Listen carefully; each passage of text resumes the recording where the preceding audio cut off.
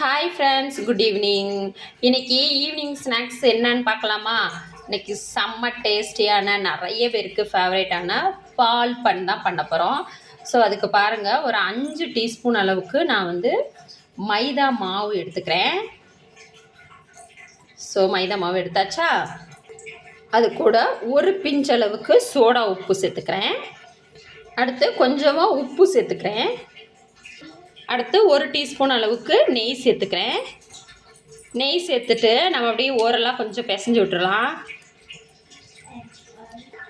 பாருங்கள், நெய் எல்லா இடத்துலையும் நல்லா பரவுற மாதிரி நம்ம கலந்து விட்டாச்சு. ஸோ அடுத்து என்ன பண்ண போகிறோன்னா, அடுத்து இங்கே பாருங்கள், நான் வந்து ஒரு டீஸ்பூன் அளவுக்கு சுகரும் ஒரு 3 ஏலக்காயும் போட்டு பவுட்ரு பண்ணி வச்சுருக்கேன். ஸோ அதை நம்ம சேர்த்துக்கலாம்.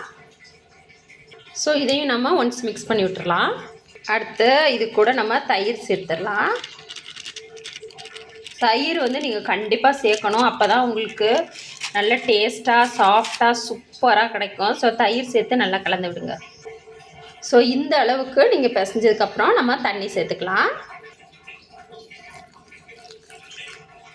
தண்ணி சேர்த்து திரும்பியும் நல்லா பிசைஞ்சு விட்டுருங்க.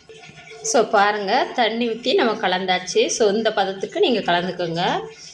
நீங்கள் பாருங்கள், இந்த பதத்துக்கு இப்படி விட்டிங்கன்னா இப்படி விடணும், அவ்வளவுதான்.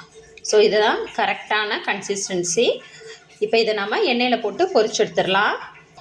ஆக்சுவலி நான் சுகர் காமிக்கிறதுக்கு மறந்துட்டேன். ஸோ பார்த்திங்கன்னா, நம்ம 6 டீஸ்பூன் அளவுக்கு மைதா மாவு எடுத்துருக்கோம் இல்லையா? ஸோ அதே அளவுக்கு நான் சுகர் எடுத்துகிட்டு அதில் பாதி ஒரு 3 டீஸ்பூன் அளவுக்கு தண்ணி சேர்த்து வச்சுருக்கேன். ஸோ இப்போ நம்ம பாகும் ரெடி பண்ணிக்கலாம்.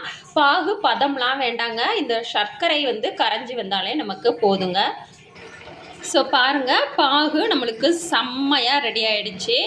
அடுத்து நம்ம பால் பன் பொரிச்சு எடுத்துக்கலாமா? ஸோ கொஞ்சமாக நம்ம இந்த அளவுக்கு மாவு எடுத்துக்கலாம். அவ்வளவுதான், சூப்பராக பொரிஞ்சு வருது. பார்த்தீங்களா எப்படி வருது? வருங்க, புஷ்ஷுன்னு வருதா?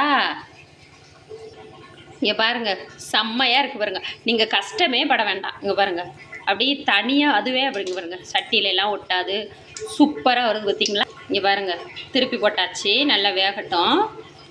ஸோ பாருங்கள், நல்லா கோல்டன் ப்ரௌனாக மாறிடுச்சா? ஸோ இந்த டைமில் நம்ம எடுத்துடலாம். இங்கே பாருங்கள், அடுத்த பேட்ச் போட்டேன். ஸோ இப்போ பாருங்கள், ஆல்ரெடி நம்ம ஒரு 4 ரெடியாக எடுத்து வச்சுருக்கோம் இல்லையா? அதை வந்து அப்படியே பாகுல சேர்த்துடலாம். இதை வந்து அப்படியே பாகுல ஊற விடுங்க. ஒரு 10 நிமிஷம் ஊறிச்சு அப்படின்னா செம்ம சாஃப்டாக டேஸ்டியாக உங்களுக்கு பால் பன் ரெடி ஆகிடும்.